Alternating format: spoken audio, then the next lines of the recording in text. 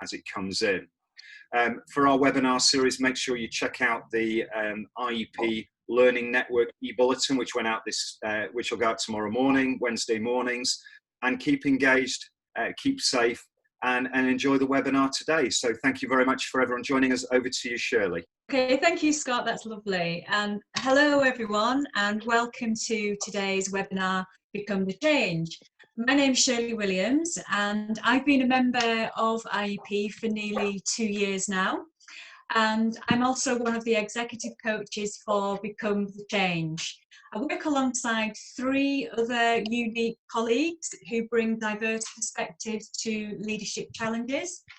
With our diverse team, we embrace inclusion, we listen, and we take collectively with our clients. We have Jeff Greenidge, who will follow me and present Become the Change, who is also on the board of directors of IEP. We also have Belvia Dillon, who is gathering questions through the chat, as well as Helen. And we have Dr. Maxine Room, who will be doing a summary and providing some final thoughts from her beautiful home in Spain. Now, we're very excited to present in this session here today and how we can embrace diversity in leadership through Become the Change. This is a follow-on from a diversity in leadership coaching programme we have been delivering with many colleges and training providers. We have been delighted with the success, and in light of how things have changed and already taking place, such as COVID-19 and Black Lives Matter, we will be considering whether our sector is going to fall back or spring forward in 2020. Now, before I hand the mic over to Jeff, if we can do a quick poll, just a very short poll to get you all warmed up. Helen, can I hand this over to you to do the poll? That would be lovely. Thank you.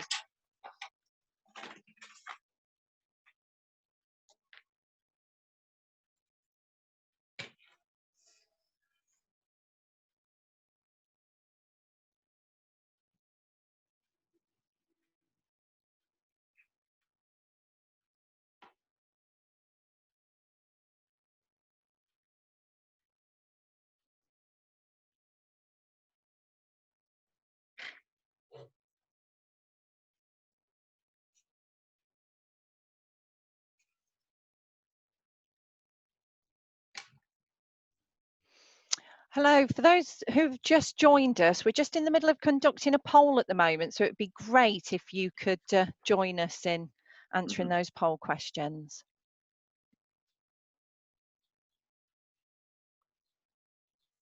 We're getting some really interesting answers here. My company hires people from diverse backgrounds. Strong, 44% strongly agree. We've got 33% agree so far.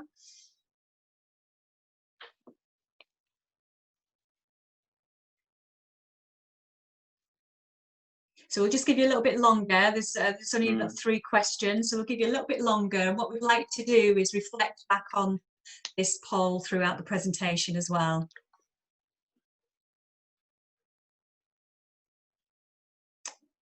Okay, and it's great, 75% how important is diversity to you. That's brilliant. 75%, yeah. Mm-hmm.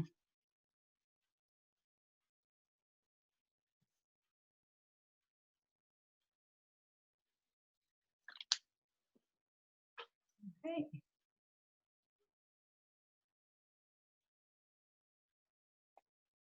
Helen, are we done? Oh, there we go.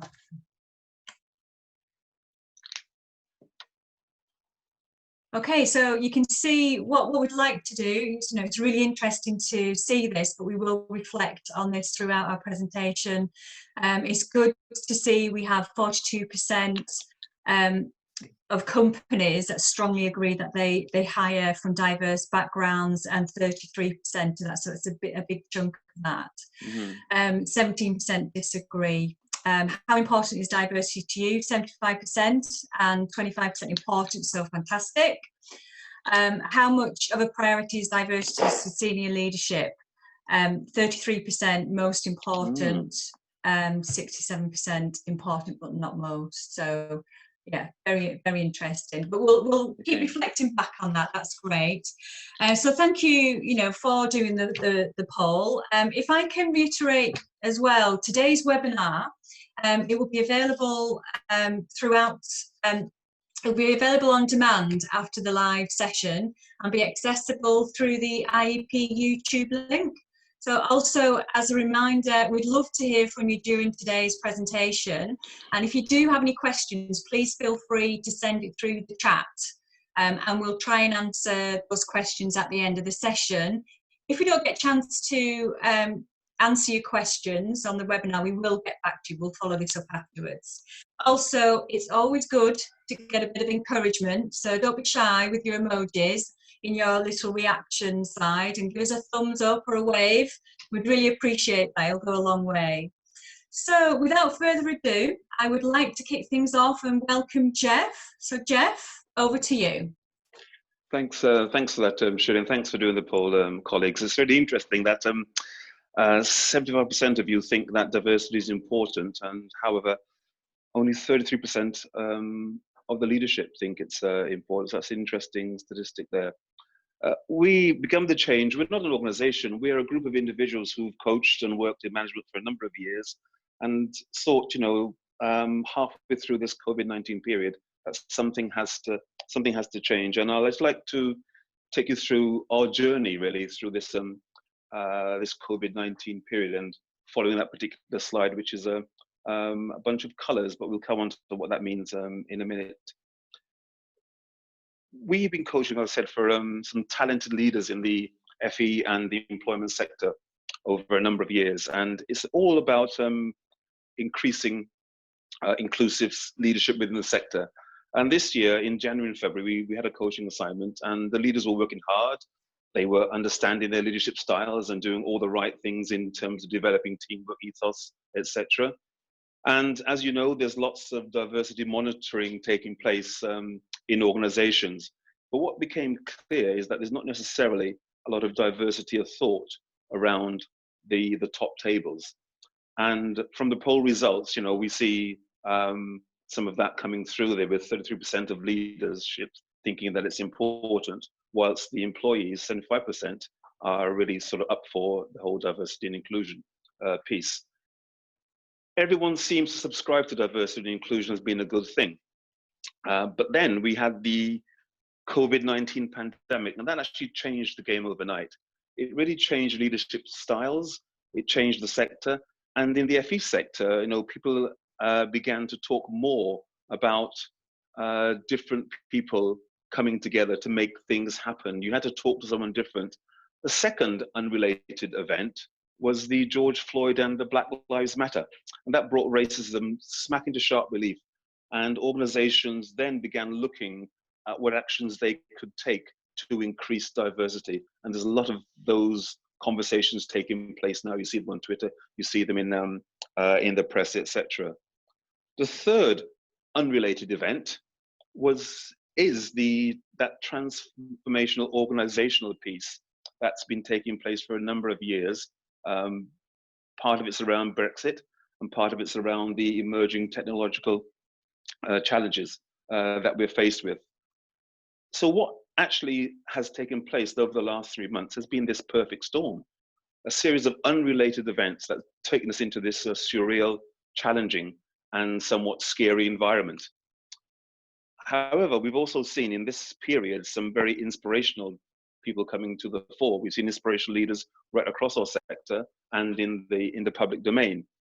What we've also seen is a redefinition of those people who are key. Maybe no longer it's the senior managers who are key, but it's the delivery drivers, it's the migrant workers, they're now key. That IT person and that people and that the senior manager really spoke to, the IT person is now a key contact. He or she is a person who helps us with the Zoom, makes things work for us. So it becomes a change. We began to see in our work that the sector, that there was a common denominator in all this, in this perfect storm, and that was diversity of thought around the table. It was that diversity of thought that was allowing people to make the correct decisions, that was making things happen quickly and making things happen effectively. And for that to continue, that culture of inclusion, we began to think that that is actually really very important for that to continue. But first, we had to deal with the shock. And this shock, let's spend a bit of time thinking about what that shock actually was when we had that COVID-19 pandemic and the George Floyd incidents. As in all threat situations, this shock was accompanied by a high adrenaline rush. You remember we hoarded toilet rolls and hand sanitizers? Still got some upstairs. But we sent lots of emails. We began writing policies, and we had those endless Zoom meetings.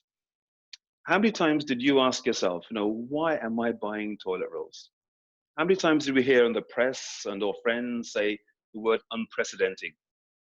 To me, it's totally understandable. These are all human reactions. These are the things that we do in a crisis to protect ourselves or to make a stand. We do these things to make sure that we're not powerless. We do these things to take action. We have to take action. It's that classic fight, flight, or even the flock response. And that flock's quite interesting because in the aftermath of George Floyd, what we saw, people gathered together. They gathered together in Bristol, local to me. They demonstrated. They pulled down statues. They flocked together to feel part of something. So can I just stop there for a second and ask a question to the audience now? During this period, how did that shock manifest itself in your workplace? What seemingly irrational things did you see happening? And did your organization's leaders, did they fight? Did they flee? Or did they flock? Let's put some things in the chat so we can have a look at what sort of circumstances were taking place in our environment. Give you 2 minutes to do that. Thank you. What's coming through from the chat? Let me just have a look now.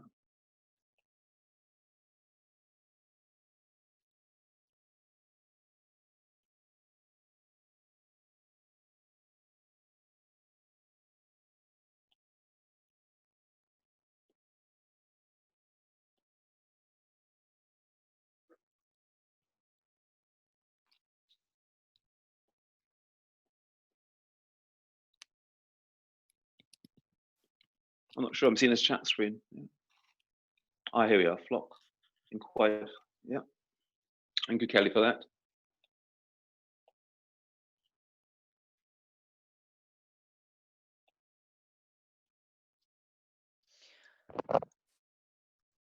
Head office closed immediately, furloughing of staff, but no real choice of staff. So people were gathering together. Some were taking some immediate action to close the head office. No real choice for staff. That's an interesting point there. Can I come in there, Jeff? Hi, Jeff. Hi, Balvia. Basically, I think there was definitely a shock situation, and there was this initial reaction of stocking up items, but I think the key one was a bit of confusion on what is right and what is wrong and what actions people need to be taking, and it was more of a reaction, I felt, and I'm wondering if our colleagues felt that, but it was it was very individual, and it was kind of isolated actions, but then it was then reflection and then action. So those are the things were going on, but quite a lot of confusion. Thanks, Belvia. And Suzanne's mentioned as well that people flocked together, didn't necessarily know how to react. Then there was a fight response. So people gathered, they got their thoughts together, and then they began to act to keep the service going and ensure we continue to support those that were most needed. Thank you, Suzanne, for that, because I'll move on there, because that in fact is what I think we saw a lot of in the sector. Once we move on to the next slide, then in as Belvia called it, the reaction piece. What we're seeing there, a number of different reactions could have taken place. We could have buried our head in the sand. We could have run around collecting more toilet rolls. And as Louise is saying there, taking random decisions were taken to furlough. So there was a few varied number of responses taking place across the sector. But what has begun to happen is that we've begun to normalize the situation. We've begun to take those actions and begin to think, well, what is this new normal going to be? And how did that happen? We saw in less than 14 days across the client group that we were coaching, we saw people, as someone said earlier on, they flocked together. They began to look at the consequences of what was taking place.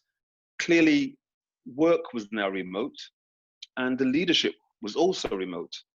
And these leaders and managers were now in a dynamic and evolving environment. They had to collaborate with people they may not have collaborated with before, who may have been competitors. They had to adapt quite rapidly. And this remote leadership and this flexible working were now becoming to be part of that, that new normal.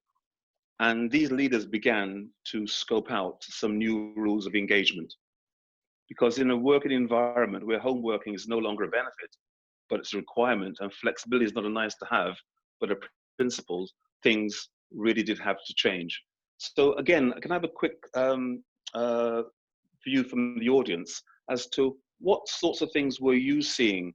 Please jot down in the chat the positive examples you saw of new and different leadership styles.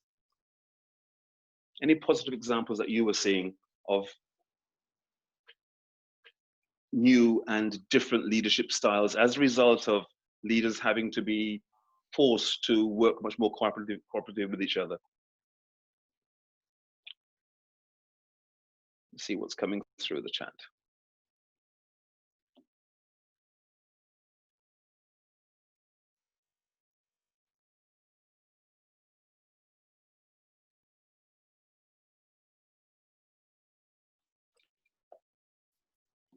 If there weren't any positive styles, again, that's equally valid. So Sylvia, thank you, Sylvia. Very supportive and an open dialogue. Mm. And Helen at IEP, our leaders looked to ensure we were offering a different type of support to members. It's interesting, that supportive, empathetic view came through. Suzanne, again, I found that we were much closer as a leadership team. We have weekly and daily meetings to start with and bringing the team together. I think that sort of concurs with things that we were seeing as well. Providing morale support to each other. We had all had bad days and still do. Yes, we do all have bad days. At the IEP, we made sure that we were always focused on the person. Again, so it's interesting that what we're seeing here actually is a behavior change. And Kelly's saying it started out, leadership were trying to bring together, but this seems to have died off as more pressure comes. That's a very interesting point there, Kelly. We'll hold that for a second, because I think that's something which will happen at this particular point in time. Leadership embracing home working, previously told it couldn't be done. Yes, forced to change the way we were working. Let's just move on then. So that behavior change is really fascinating, because some behaviors have changed. And we've noticed that some leaders we were working with, they began to develop that more empathetic management style that colleagues have noticed as well. And you've got no choice to be empathetic. When people can see your kitchen, your bookshelves, and your Banksys behind you, people know what sort of person you're like. You've got no choice but to change your style of leadership. They have views into your home, into your personal life. Leaders were now forced to communicate differently and to build new and different connections. And that pandemic also forced leaders, as we've seen in the chat, to think more creatively about who they talk to in their organizations and how they focus their staff on joint working and shared goals. And Scott mentioned that they focused the staff on talking to the people. And as we see in the slide, what is happening out there in the sector is that we're having new groups of people around the table. And that is absolutely fascinating. It's really very important. And where I think we've got to, I think one colleague mentioned this in the slide there, in the chat there, is that there's almost like a watershed period. And more organizations now are looking to the future, not just in terms of what the financial impacts are going to be, but how they can make the most of this particular of this particular period, how they can take the lessons that we've learned from this period and to take them forward. So there's a risk at this point that things, as Shirley said, go back, or we can in fact spring forward. Move on to the next slide then, and I think this is where we've got to, and we have to act now. During this period, during this perfect storm period, we've learned how flexible and how resilient the sector is. And that is because groups of people have come together to do things that they'd not normally done before. They're talking more to each other. The management style is slightly more empathetic. We're having many more meetings. We're talking more to people at a personal level. So the opportunity is there to act now. We've spent a lot of time in the past as a sector beating ourselves up about not changing fast enough, not going online rapidly enough, not adapting our ways of working. And look what we've done in 4 weeks. We've gone online, we've adapted our ways of working. We've got, in many cases, a much more cohesive, coherent environment within our sector. So we've seen leaders and managers include as many different people around the table as possible, as we're doing today in this sort of Zoom call, to ensure that we get as much information as possible and we can share as many different and novel ideas as possible. So all these things, what we saw within our education arena, these things were done to ensure that the clients, the learners got a fair deal, and that the staff in those organizations weren't disadvantaged as much as they could have been as a result of this perfect storm that we find ourselves in. So the choices are stark. We can act now and use this crisis as a catalyst to do those things that we intuitively know to be right, or we can choose to fall back to where we were before, because it's a known quantity, it's what we've always done, and it's how we've always behaved. I suggest that what we're saying in our sector is that we're going to choose to spring forward. And one of the things that the issues that we've seen is that we will need to stop counting diversity, and let's start promoting and measuring the impact of inclusion. The impact of inclusion during this COVID-19 period is that some organizations have actually thought very differently about their markets. They've thought very differently about how they're going to work. And they've done that because they've identified the real key workers and the real game changers in the business. Those are the people who volunteered. Those are the people who've come forward in this period. And those are people who come forward in this period to be the best, that they can.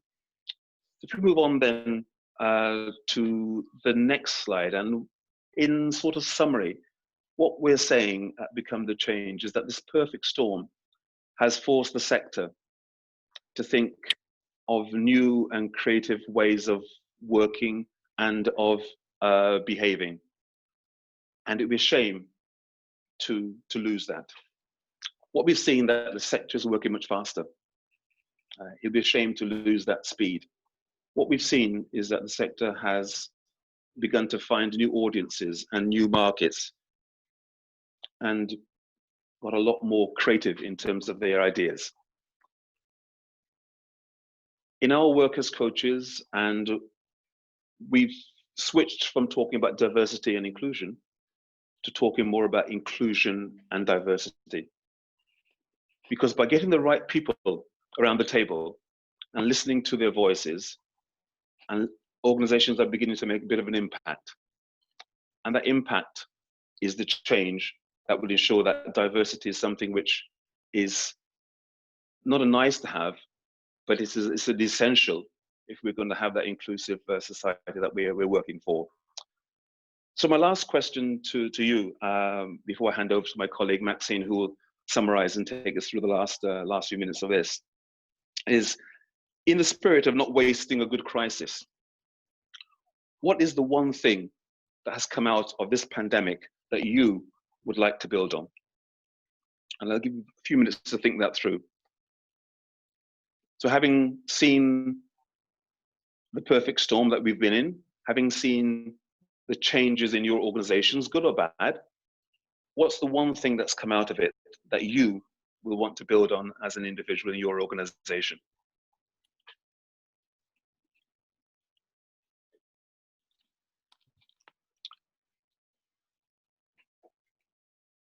can hear the typing going on.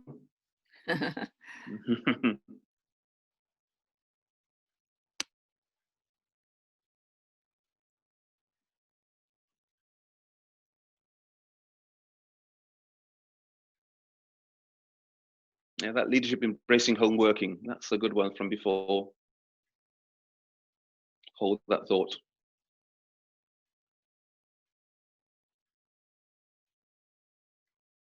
Connections with colleagues, trust.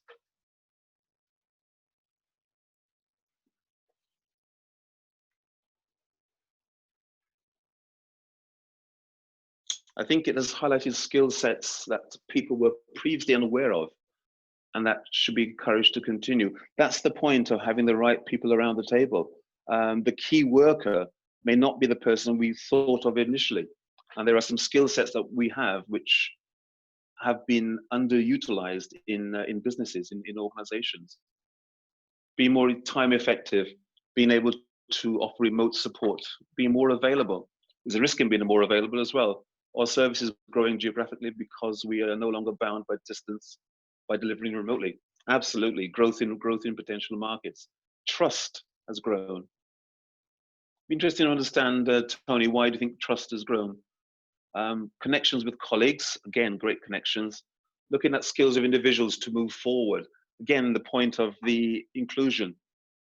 Innovation as an outcome, yes. Unexpected emerging of leaders in my team. And that's, the point I think we've got to is that if we start from the point of diversity as something which we want to measure, then we go down a very, very interesting road. We start with the point of including people who have different skills, who can make connections, who build trust. We end up in a very, very different place. We're embracing change, we're transparent. Thank you, Shirley, for that. Louise, new markets available. Thank you, Louise. Sylvia, more homeworking, promoting transferable skills. Outcome-based management. Fascinating again, Tony, because that's the response to your previous point there about trust, setting objectives and having teams deliver objectives, not monitoring them, but saying, well, off you go, chaps. That's what you decided that you're going to do. Let's see the results in a month's time and let's move on from there. Brilliant. Thank you, colleagues, for that. Thank you for listening and sharing your thoughts on the chat. I'll now hand over to Maxine, who will summarize our session today. Thank you for that. Thank you, Jeff. It's really interesting to reflect on why Become the Change has developed from the four of us, Balveer, Shirley, Jeff and I. And can I thank the IEP, Helen and Scott for your support today, because we feel this is an area for development that is very pertinent to the now. Jeff has very much talked about our feelings about inclusive leadership, and in the work that we've been doing, I think we recognise that often the definitions around inclusivity, diversity and equality are interchangeable. We've been coaching the last few months together for success, and we've had impact. We saw an opportunity to develop this further with organisations. And we could see that, and I think in some of your chat messages, that there is both the opportunity to fall back rather than to spring forward. And I think we're about trying to enable organisations to spring forward and move forward. An inclusive culture is very challenging. I've been a CEO and principal in colleges. And often when you're trying to get a whole organisation to move forward, it's very challenging, both in terms of numbers of staff diversity and diversity of thought. We've had this perfect storm and we've talked both about the scariness of it, but also there's the inspirational. There's a continuum, I think, and I've seen this again in the chat, a continuum in organisations. For those organisations that saw it as a threat and paralysed them, and good decisions weren't made at that time, and other organisations that took it as motivational. We know that there have been these shocks through COVID, through Black Lives Matter, through the transition of Brexit. We know that there needs to be these new ways of working, and there have been some exceptional examples of that. We've seen key workers develop in a different way. Leaders at the top of the organisation seem to be the key workers, but now who are those key workers in your organisation? Who have you had to rely on in your organisation to be able to function? Your IT staff, your people on the ground, your service people. So Become the Change as born out of diversity of thought and diversity of creativity. And what we need to think about now is how we capitalise on dealing with the shock, using the high adrenaline, using the work that's been done in policies, development, and all those online meetings, which may have been frustrating at some point, but actually has brought people together in an unprecedented way. Lots of people that we've been talking to don't want to fall back. They see the new normal as a way of working. Home working, although it's been challenging, is something that they want to continue with. Flocking together, whether it's to protest to change or whether it's to actually do things differently, is really important to people now. So we asked the question of you, how did shock manifest itself in your organisation? And for some in organisations, they saw rational decisions being made, and in others, irrational. However, there was a need to think differently and a need to change. And I think we've all identified that. And a lot of those changes are around behaviours, with new tables of people coming together, as Jeff said, people rising to the challenge with an empathy that perhaps they haven't had to use before. It's really important, though, that the inclusive leadership with great communication and creativity and joint goals that everybody can sign up to is how we move forward. We've had to change. You know, I'm sitting here in Spain. You can't see it, but I'm looking at the Mediterranean at the moment. That's the visibility of my home life and my working. For other people, it's working in cramped circumstances, but many people have embraced that, and productivity has been even better. And it's not about presenteeism and being seen to be working. So my question to you, and our question to you, is: did you change? Did you put your head up? Did you put your hand up? What do you see you need to do now within your organisation? What opportunities do you need to capture out of this crisis? What inclusive cultures do you want to continue? And how can we as a group help you to do that? So don't waste a good crisis. As Jeff said, act now. If we don't act now, we may find that resilience that we've had drops away, that the solutions that we've found are no longer viable. It's been fast change because we had to. We now need to maximise on this, and we'd like to work with you to spring forward, to stop counting diversity and start promoting and using inclusion through new behaviours, new habits and new leadership styles. So contact us for an initial no pressure discussion, partly because we think it will benefit you, but also we want to understand how organisations can be the best that they can be. Thank you. We're now going to move into more Q&A.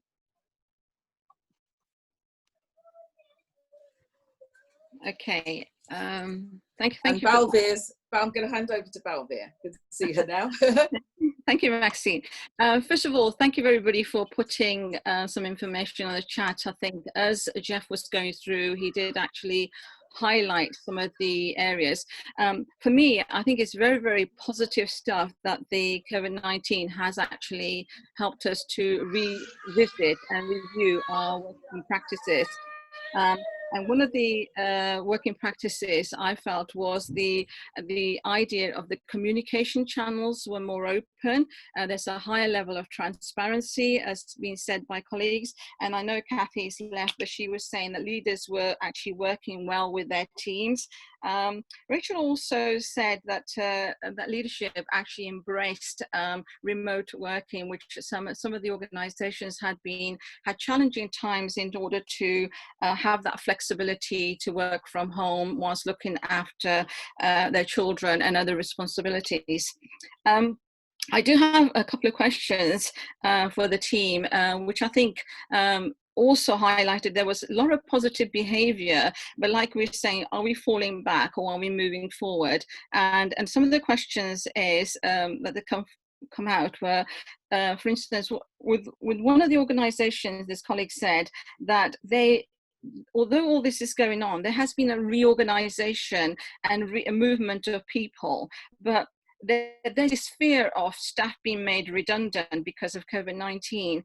And because people are working in isolation at home, the fear has seemed to be growing. So really what they're saying, how can become the change team help them to find innovative ways to make sure that the practice that they're having at the moment is sustained over time, and that there isn't a hostile environment, but it's actually a quite positive environment. I'm not sure who wants to take this. Is it Maxine? Maxine, can we put it to you? Hello? Is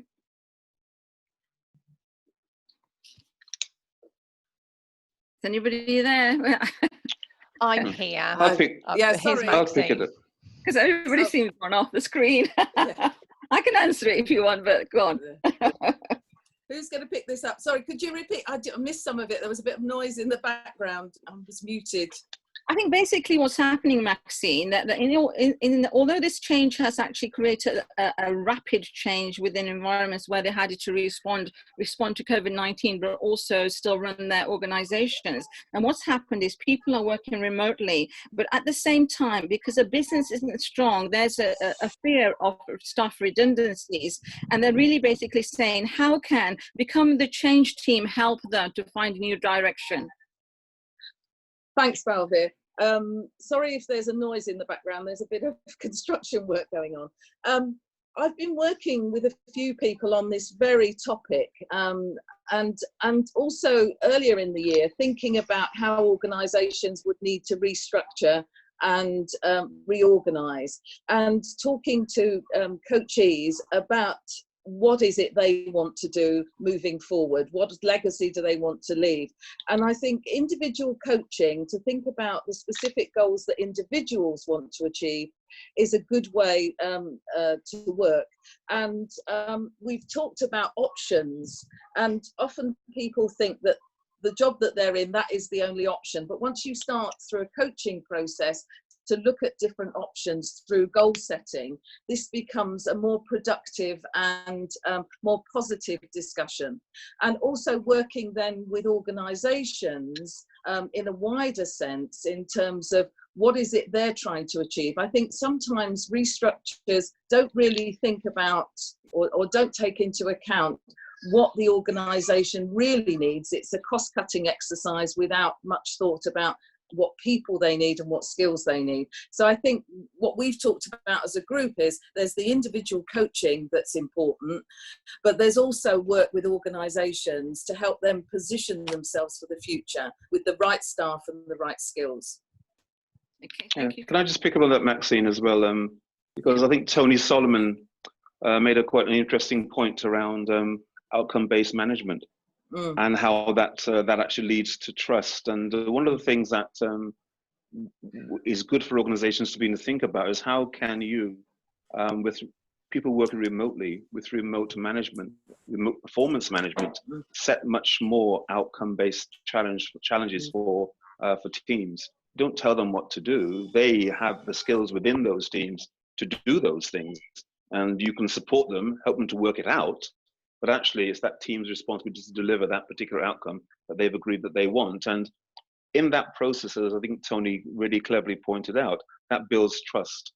And that trust reduces the fear that a lot of people had. I just wanted to raise that because it came through from one of the participants' comments. Thank you for that. And thank you, colleagues, for your questions and for your comments. I think, Helen, now, are you going to bring things yes. to a close. Yes, I'm here. Thank you for that. That was really fascinating and really interesting. I'm sure everybody's enjoyed it as much as I have taken part.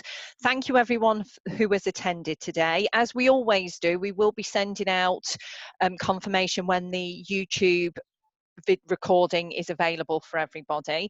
So if anyone does have any further questions, you will receive that update and you'll be able to put them forward.